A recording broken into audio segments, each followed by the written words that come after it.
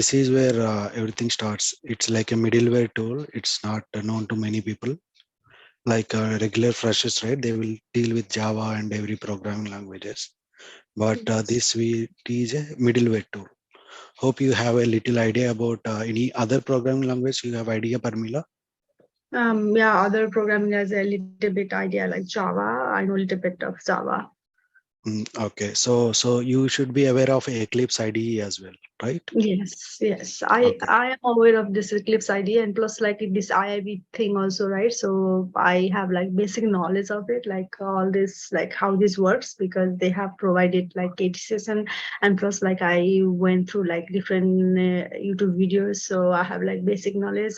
So the as of now, like I just don't know, the ESQL language, how it works, like output, input, things. I know about the nodes and terminals, all those things, and all the kind of these basic things, but I'm just struggling with my um, this stories. That is the reason I wanted to join this. Okay, so today we planned like overview about App Connect Enterprise. Like, so I will give some brief description so that based on that, you can pitch in like wherever you want more details on that particular thing. Okay, yeah, sure. Okay. Okay, I'm skipping this slide. Just now we discussed everything. Okay, there is some misunderstanding, like maybe you also have at the start. Okay, previously Okay. that is a WebSphere message broker. Okay, then IBM changed that to IBM integration bus. Now it's treated as a App Connect Enterprise. So can you give which version currently you guys are using in your project or something? 10. I think we're using 10 point something was there. Not sure, yeah, but I know 10 for 10 point 10.00.19. Yeah, okay, yeah. Yeah. So basically versioning, right? We will have major and minor versions. Like minor versions in IAB middleware, we call it as fixed packs. Okay. So currently you are in V10 means like two versions behind our regular market space. Currently we are at ACE V12. Now you guys are using ACE IAB 10. Okay. Okay. See, coming to this one, right? We call it as App Connect Enterprise as well. Yeah. Okay, maybe currently you are in IAB space, right? So that's where cloud not yet introduced it for IAB. Okay, from Okay. ACE onwards, we got cloud. We have Docker containers for IAB, Docker containers for ACE. For IAB, we don't have much on that part. For now, Okay. you no need to bother about this cloud part. Like this is like advanced for any IB or ACE developer. And Okay. coming to this open developer focus, right? Like we have that IDE, you already know that toolkit, we call it as a toolkit that will Yes. provide all the nodes and basic configurations and how you can create message models, applications, integration, services, everything. Everything can be done in that Eclipse toolkit. Yes. Okay. And then coming to platforms, see every owner, right? Every customer want it's like all platform support. It may be Windows, Linux, AX boxes, or Red Hat Linux, or cloud. So now ACE provide all the support for all the platforms. Whichever you name it, it will go and it will run simultaneously. You can do all the scaling. You can do high availability. Means everything. You can do everything with the ACE. That's the major advantage of ACE. Okay. And then Okay. coming to the industry standards, right? Mm, Yes. I assuming which industry currently you are in? I mean, Uh, your DT, DTCC. I mean, Uh, it comes under healthcare or retail or and, manufacturing. not healthcare. It comes under finance. Okay, so finance. So mostly they will use COBOL copybooks or a different format of messages. Okay, wherever go, different industry will use different message formats. So first you need to understand which format they are currently using.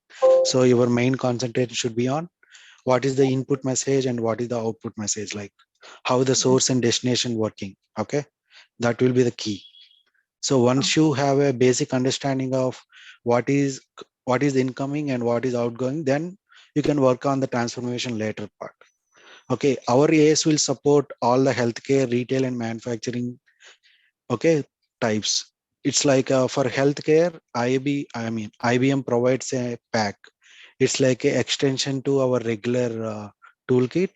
You will get some different healthcare patterns. You can use that in our production environment also. Okay, so IBM will do all the job for you at the back end, and you need to modify a little few configurations, and you can reuse it in your services. Okay. And coming to the analytics part, like people will use different analytical tools based on their standards and all, but yes, or IAB will provide real-time analytics for your app content enterprise, everything starting to end, when that message came and how the message is transformed, and how is there any error or their connectivity issue or broker is not responding or not, everything you can do all these analysis in you can check in logs, as well as we have a GUI, graphical user interface. We call it as web UI. Okay, here there we can get all the info. And finally, mobile and APIs is nothing but, like, maybe you already know a little bit Java, right? You can expose a service in Java. In the same way, you can expose a service in our toolkit also. You can create one application where it will expect a input request from some other consumer or someone, and it will get response back. Yeah. Okay, in the same way, these are some regular things, like coming through transformation, right? Transformation is nothing but if the consumer, right, they have two target systems. One is expecting a CSV, another one is expecting a COBOL copybook, and we can do that transformation using our ACE. Yeah. Okay, just like what we have discussed, right? Universal connectivity is nothing but, like, see, we have vast number of nodes in ACE. Okay, you name it, you for every protocol and every configuration, for every platform, we have one node in our IAB. Okay, you can Yeah. use whatever you want. So that's why we call it as universal connectivity. You can connect to old legacy applications which will use a TCP protocol, and also you can connect to our recent advanced applications which will use REST or SOAP based protocols. Okay. And coming to this one, right, mostly wherever you will use IAB, right, Raspberry MQ will parallelly, they have to install in older versions, like up to V9, right? We have to Yeah. install both the MQ as well as IAB in parallel. But Okay. from V10 onwards, they removed that dependency completely. You can directly run IAB without depending on MQ. MQ Okay. also name got changes. Okay, Vesper MQ, and then now we change it to IBM MQ. Mhm. That's running at version 9. Okay, Yeah. so what is your current version in your project? For notes, I'm like for MQ, IBM MQ. Yes. Let me check. Uh, Okay, you can check that later part. That's not an issue. yeah. But the current version is in market industry. If they in market industry currently it is 9 V9 currently we are going through. Okay. Okay. Okay. Sure. As you all know, like nodes will be the building blocks. Like it's like you're constructing a building, right? In that Yeah. time, nodes will be used as every bit of all the interfaces, all the services, all the applications. And IBM will already provide some basic nodes. If you want new nodes, right, you can request IBM, and mostly they will create in and send it back to you. Or else if they provide any fixed pack, right, that will have support for those particular nodes. And also at the end, you can create some custom nodes as well. That is a little bit advanced, but you can do that too as well. Currently, for example, you can WebSphere MQ. This is one palette where you'll have all the WebSphere MQ components or nodes, and HTTP where you have HTTP nodes and everything. In the same way, these are another palette: database, file, email, TCP/IP, validation flows, everything. And these are some of the nodes from ACE. Okay. Okay.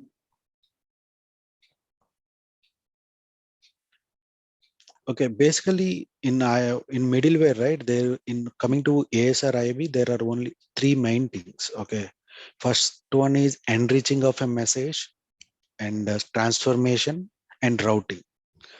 Okay, enriching is nothing but if you are modifying a particular message in some like I'm giving a very lame example like in the input we have 10 fields, in the output response we are sending 20 odd fields. Okay, at that time we call it as enriching. It's nothing but you are modifying an existing message based on your some predefined business health checks. Okay, that we call it as enriching.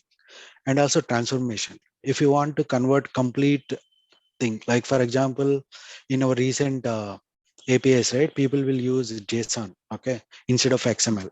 Maybe you have a legacy application which will use an XML message format, and you want transformation using some nodes in IAB. Okay, at that time we call it as a transformation. And the similar way, like for example in this screen, right, you have one input and we have three output targets. How you will route? Okay, based on that one, it will route. How it will route it, maybe there will be some condition in the input message. There will be something like source or destination. It will check for some fields. Based on the field value, it will route the message. Okay, that's how we can route Okay. all the message flows which will be developed, right? All are reusable, all are scalable, and all are transactional. So it's like, for example, message one entering into input source, right, it will end either at output target or output target 1 or output target 3. So every transaction will be locked and it will be there in your analytics. Okay, whatever analytics we discussed right at the starting, everything Yes. will be real time, it will be available. But people don't use it in a real time in production environment. People don't use, why? Because it will add some extra CPU and memory to the broker.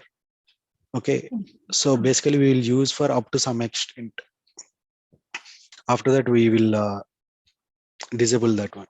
Okay, Okay. maybe this will, I will explain a little more detail in this. Okay, the parser and Okay. message tree.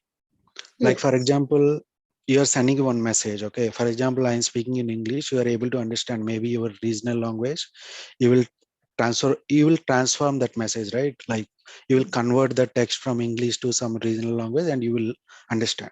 In the same Yes. way, integration node don't know what is CSV and what is COBOL copybook, and you don't know what will be an XML. So that's why we came it as a parser. Okay, parser, what it will do is it will convert the bit stream, whatever the input bit stream coming from source, it will convert that into a understanding format. It will divide such a way like, okay, this is name, this is location, and this is telephone, and this is their contact email ID, and this is their pin code, or this is their IP address, or this is where it's a mobile application, not a web application. They will distinguish and they will convert, they will parse the input bit stream in a broker understanding format. Once we got this particular format right, we can do whatever we want. It may be CSV or JSON or any XML. Okay, at Okay. this particular stage everything is same. Okay, everything has a name. In XML also we may have name, and JSON also will have a name field, and also in CSV also will have a name field. So basically from here onwards, right, broker or integration node treat everything as the same. So we'll do the transformation, whatever the required transformation as per your business, and then we'll send it to the destination. Okay, Okay. parser converts bit stream to logical tree. This tree structure, right? It's like a looking Yes. at a tree, right? So we call it Yes. as a logical tree structure. Okay. Okay. Coming to this one, right? Model. Yes. So for example, you are sending a CSV file and I am sending a CSV file, maybe some other Trump is sending a CSV file. Okay, but we don't know what are the fields and we don't know from where it is coming. So we will create a models for each and every CSV file. If they are coming from multiple destinations, Mhm. If we are creating from multiple destinations, we will create a multiple message models. Okay. Okay, so that's how it will work. For example, I create a message model 1, it only accept one particular CSV message. If I create a message model 2, it will accept one particular format of XML message. Okay, for example, in your business, right? If you Yes. observe closely, there will be something called libraries. We'll discuss later. In the Okay. libraries, they will have a message tree structure. Okay, all the structures, name, all the name values, everything will be available there. Yes. Okay, you have any questions on this particular slide mainly? No. Okay, good. Okay, so if you understand this slide, right, it is very easy for you to grasp. Okay, I'm sending an XML message here. We are sending a CSV here. Here we are sending a COBOL. Here we are Okay. sending JSON message. This is how the file will look. Okay, after that, what we are doing, we are converting that into logical tree structure. Once we converted, right, this is how it will look. Whatever you send, it will treat what is the order and what is the name. We have name here, we have name here. All Oh, names are same. Okay, broker only understand this format. You don't bother about what is the input message. Once it understand and it pick all the things, then it will transform that particular message whatever we want. Okay, this will so be a new term, DFDL. Okay, we'll discuss that once course started. Okay, if you master first Spark, two, Spark, can you please go back to that slide yep, one more time? yep, So these are the different formats that clients send, right? So those are the different clients, right? So whatever the message they send, it is not from the same client; it's from different client, is it? yes, yeah. Okay. So how, like, when we send the messages, like, so how they gonna recognize like who's one is who's like they will convert, like, I don't know how it's working. So they Mhm. will pick individually, or like how it's work? Okay, in this particular scenario, in our IAB or AS, we'll create a 4 different message flows. Okay, Okay. one will accept XML message, one will accept CSV, one will accept COBOL and JSON. So what we will say to the consumer of that particular application says like, okay, if you guys are comfortable with sending an XML file, use this particular queue or use this particular URL. Okay, Yeah. maybe URL one is specific to XML. Okay, for Okay. example, if you go with naming convention, something like, right, there is a URL called URL underscore XML. So client should send an XML message. If they send CSV to that particular URL, that request will be failed. Okay, Mhm. Okay. so we will create a 4 different message flows. Each message flow carry one set of information, like it only accept XML message. Mhm. Okay. Yeah. So we're gonna create like 4 different flows, right? With one with XML, CSV, CBL, and so one. So it will route to the appropriate destination, right? Based on the logic. Yeah, If it is yes, exactly. Yeah. okay. In another way, right, you can understand this as a customer service. The input notes, right, whatever input notes we have, Yeah. it's like a customer feedback. Like if you're calling to a customer care and there will be like, for English press 1, okay, for Hindi press 2, okay. If you are Yes. pressing 2 means you are going to some different route. That's how the request will be routed there. In the same way, this will be the back end, right? It's Yeah. completely technical. So we don't know what exactly happening at the front end. Okay. That the front Yes. end, how we will get that request is based on the user selection. So user already selected URL1 for XML. So Mhm. he has to send an XML. For example, you connected to Hindi wala and you cannot say in English, right? He don't understand that. You have to disconnect call. In the same way, the message will be failure here. Okay. Okay. Yeah. Good. The next big thing is transformation. We discussed enriching, routing, and transformation, right? In this transformation part, these are the 5 important nodes. Okay, mostly our industry will use compute and JCN. We call it a Java compute node. And there are some cases where we'll use mapping node and XSL and also .NET node. Yes.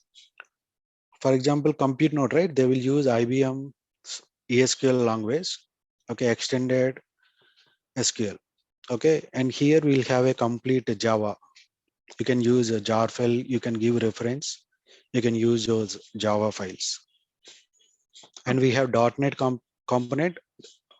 I never seen anybody using this one unless there will be legacy application which is 30 years old and they cannot change anything inside logic. Maybe at the in those cases mostly they will use .NET component, Sure. but mostly they will migrate to latest version whatever is available. Okay, maybe they will create a simple API from .NET and IAB or AS will consume that API. That will be the better one. For example, if you want to do all the configuration, right, that will be very tedious job. And Yes. whenever there is a version upgrade, right, again we Yes. need to worry about all those things. Okay, Okay. and we have mapping node. It's very easy and very easy to transform any message. You can convert XML to CSV or CSV to XML. It's very easy. How means it will use some CSV predefined message models. Okay, so each model will be combined. It's like you will create a CSV model and you will create a XML model and you will Oh, map between those two models. Okay, that's how um, it will work. So you directly just need to connect each and every. You have to connect name to name, ID to ID, personal phone number to phone number, address to address. That's how it will work. but why we are matching like two different I mean like messages there? What's the purpose for that? Okay. Okay. Why? Because for example, I have a CSV. Okay, CSV format with 1,000 fields. Okay, Yes. and Okay. I have an XML format for 100 fields. Yes. Okay. For example, if you want to write a code for each and every field, that will take ages for us. I'm just giving an example. Okay. So at that time, we will create a mapping. We will use a mapping node. We'll create a what is input structure. We will create from start to end. What are the different fields? We'll create a model.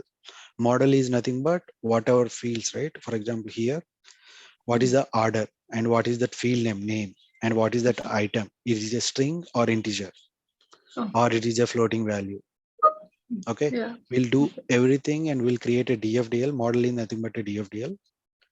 Once the DFDL got created, right, we will use the DFDL create a input map. In the same way, we'll create one more DFDL for output map and we'll map each and everything. So it will be a one-time job. Okay. And we have XSL transformation, right? This is you ever heard about XSD files? Mm, yes, I think it is. Yeah, I heard about it. Yes. Okay, so these XSD files will be used. Okay, for example, they already predefined XSD files in your applications. You can directly use this. So it won't bother about what is the input structure and everything. If XSD is supported that transformation, it will do the transformation for you. You Okay. have to reference that XSD file here. So if input comes in that particular format, it will transform that particular message and send it to output. Okay. Okay. Mostly we'll be focusing on compute node Okay. in our regular things, and we'll touch some of the Java compute nodes. Okay. Yeah. And we can do this one also based on your interest. Okay. Okay. But this Yeah. will the major things transformation. Okay.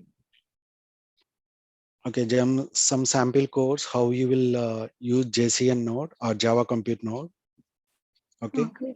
For example, if you see here, evaluate XPath. XPath is nothing but the input structure. Okay. So Okay. input body, we have order and name. Under that, we have last name.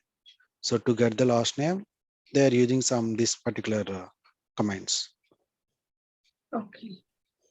In the same way, for example, routing node, right?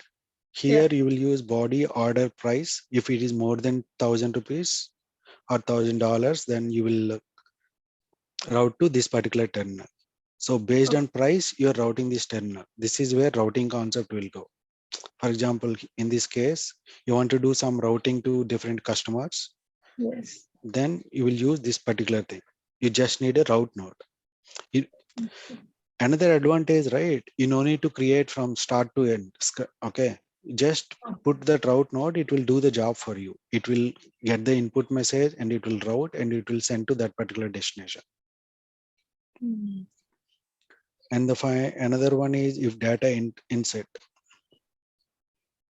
Okay, and there are some database nodes, predefined database nodes, but there is a one thing is database nodes are very bulky. Okay, they are very Okay. bulky and they will take more CPU and memory usage. That's why people will use compute node. Compute node will do the job for us in a better way in most of the cases, 99.9%. Okay.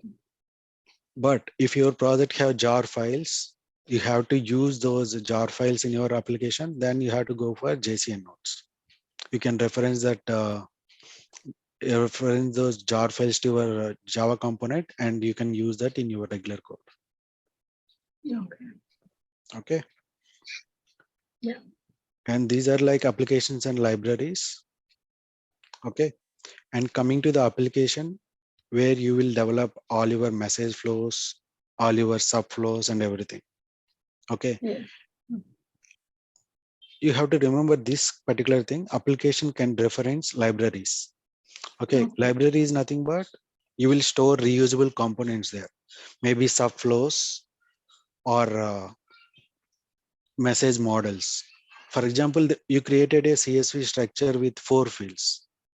Maybe you can use that 4 fields in different applications wherever there are 4 fields are available.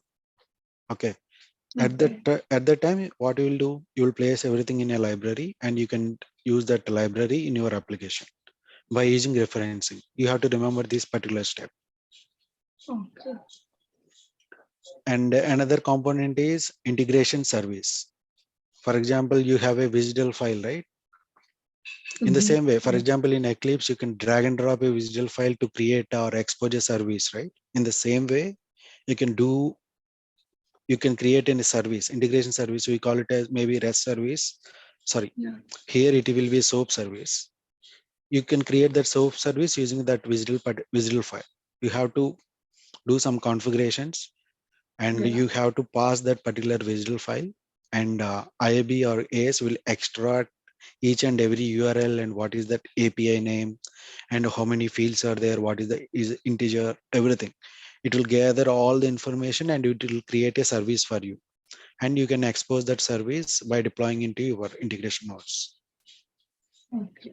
Both integration service and REST API almost work the same way, but in REST API, right, here you are using a visual file, but here you will use a Swagger file. Okay, Okay. there will be Swagger documents available. You can import those Swagger documents and you can create a REST APIs. In previously, these everything is available in API Connect and other middleware tools. Now we have that functionality in our App Connect Enterprise.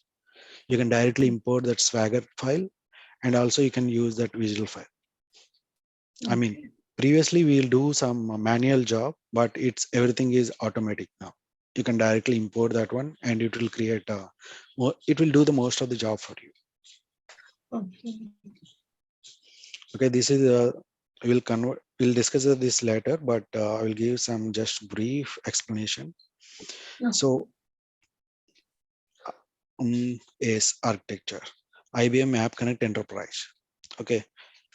Okay. If you see any of these middleware tools, right, there will be Yes. integration nodes. Okay. Yes. Integration node is like a server. It's like, for example, if you comes from Java, right, maybe you have Apache server, right? Treat Yes. it as like a Apache server.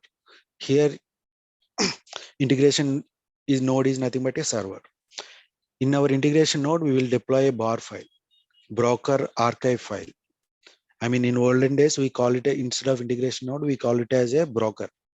So in the Okay. same way, they are using simply using same naming conventions here. Broker archive file.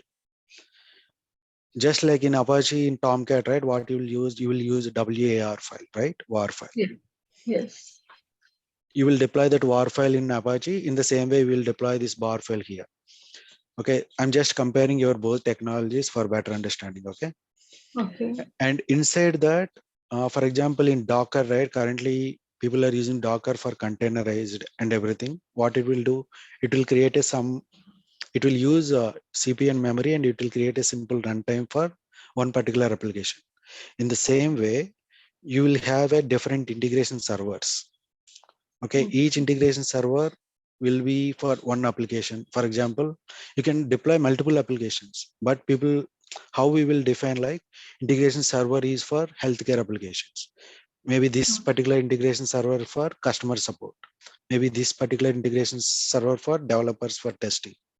So we will divide that integration node in the form of integration servers, and each integration server will hold different applications which are having a same category. Maybe Okay. why? Because, for example, there is some upgrades are happening to the one particular consumer.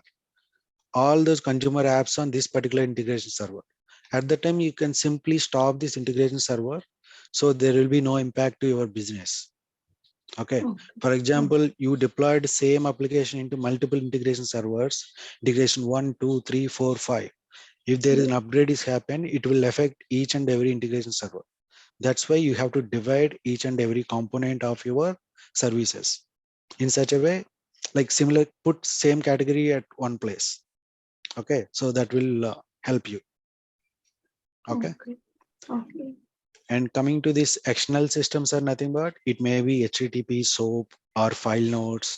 Okay, it may be TCP/IP, different protocols. All are comes under external systems. Okay. And finally, we have version control. For example, if you idea about SVN, or if you know about ADO, Azure boards and everything, that's where version control will come, sir. Okay, and toolkit will already have a some external what you call GitHub. Everything extensions are predefinedly available. You can download and you can tag those extensions to your toolkit. You can do all the things which you will do in Eclipse. Okay, if Okay. Eclipse support SVN, this toolkit also support SVN. If Eclipse support GitHub, this will support GitHub. You will have all the functionalities intact. Okay, you no need to Okay. worry about how to integrate. Is every documentation is same, there Okay. will be no difference. Yeah. And finally, we have web user interface. Web user interface is nothing but, for example, we'll have two different things, like integration developer is one role and administrator is one role. Mostly this administrator, right, he will use this web user interface to go over like how many applications are available, which are in stop state, which are in starting state and everything. Okay. Admin will use this web user interface. It's not like that developer shouldn't use that. Both will have access to this particular thing, but some people will have read access, some of them will have read and write access. Okay, but everybody can see what is happening with their servers. Okay. Okay.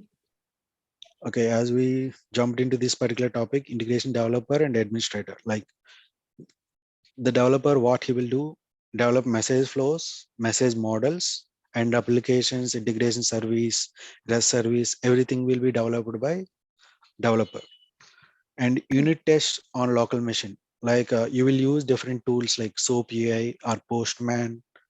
Mostly we will use RFHutil. That is one of the tool where you can test in your local system. And then creating a broker archive file. Okay, you build this particular bar file. What admin will do, he will deploy the bar file into production environment or non-prod environments. Okay, and then Okay. he had to do that monitoring kind of thing, like how many messages came to that particular service or how many failures. Okay, and Okay. also there will be some situation where what is the input queue and what is the output queue, why that output queue is filling up. At that time, right, admin will go log into this web user ID and he will do the checks. Mostly this will happen in non-prod environments. In production environments, we have to check in our production boxes. Normally they will use different tools like Tivoli, Dynatrace, there are some tools are available, we can use those tools. Okay, based on Okay. your company and everything, the things will changes. Some people use only that IBM explorer, IBM MQ explorer, where you can see what is the queues are available and everything. Okay. Okay. Yes. Okay, some other things like we already discussed, right? The toolkit is very advanced and you can do everything. You can do control. I mean, some regular things, right? Which are available in Eclipse, all the things are available here. There will be no drawbacks.